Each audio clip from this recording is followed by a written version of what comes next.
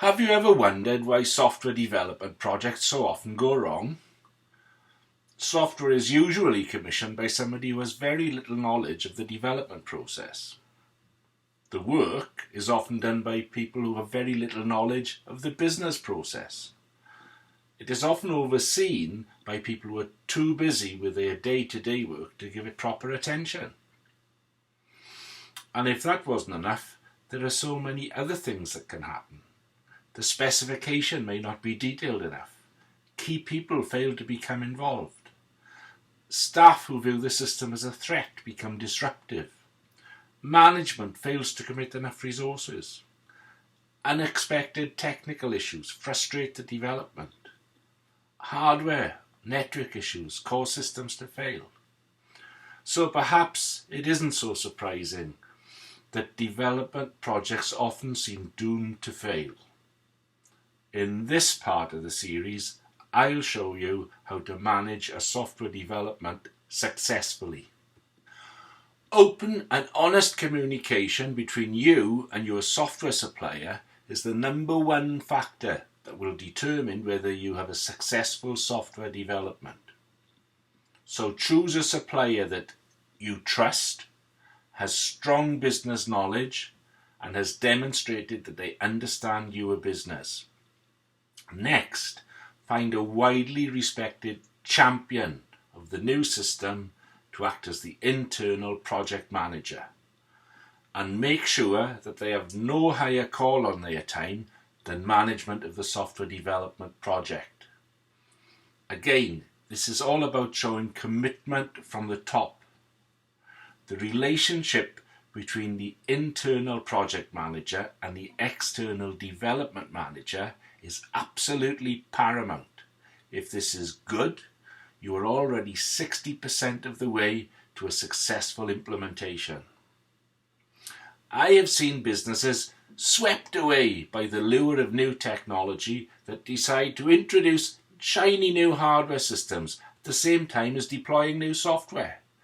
When things go wrong, the hardware people blame the software people blame the hardware, and problems like this can become very time-consuming and costly to resolve. So whenever you can, don't introduce unfamiliar hardware at the same time as new software. Software development is risky, and the number one rule when dealing with risky ventures is to mitigate those risks that you can control. When you deploy new software, keep everything else as stable and as simple as possible. One of the first jobs that you will do when commissioning software is to produce a system specification for the software supplier. Stick within your area of expertise, which in this case is your business. Think about what you want to achieve and then express it in terms of inputs, outputs, and processes. Probably the most common phrase I've heard over the years implementing systems is, "It's obvious." Remember, nothing is obvious. So make sure that everything that needs to go on a document is explained in detail, and make sure that the explanation of any processes or calculations is as comprehensive as possible. There may be occasions when you want to achieve something new, but do not know how the precise calculation will work. An example might be, when should I reorder stock? Based on minimum levels, current sales trends, supplier delivery times, existing back orders. In these cases, what you need is for the programmer to develop an algorithm to provide the functionality for you. Spell out exactly what you want to achieve and ask your supplier to suggest a method. You should carefully review the suggested solution together and try out some examples with test data.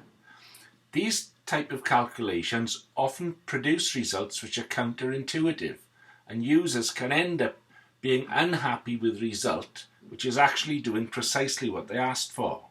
So don't try to be too clever and avoid over-automating complicated procedures. And finally, don't teach your granny to suck eggs. Use the experience of your software supplier to do what they do best. Good software engineers will know how to design layouts and interfaces, and if you trust them, they will repay that trust with a good system design. Users will often know that they want a better system, but find it hard to imagine what it will look like. Because they don't know what to expect, their first experience might be an anticlimax, but then, as they become used to a system, they warm to it. And then they find that having new features gives them further ideas about how things may be improved. It is surprising how often new systems have unexpected problems. It is easy for a requirement to be misinterpreted, and a breakdown in communication often only comes to light when the user sits in front of the screen. Many of these problems with expectations and miscommunication can be avoided by exposing the end user to the system at an early stage. There are many modern software development tools that allow an application's interface to be developed rapidly. In fact, the whole process of modern software development is far more efficient than was possible previously. The skeleton of an application can be put together quickly, and the initial prototype can then be gradually enhanced until it finally becomes the completed application. By exposing users to the early prototype, the user can become enmeshed in the development process, become familiar with the application, contribute to the development by making suggestions, deal with any misinterpretation early, and feel genuine ownership of the application. Changes made to an application at the prototype stage are much easier to implement than changes requested retrospectively. So a prototyping approach has many advantages. But there is one major danger with the prototyping approach.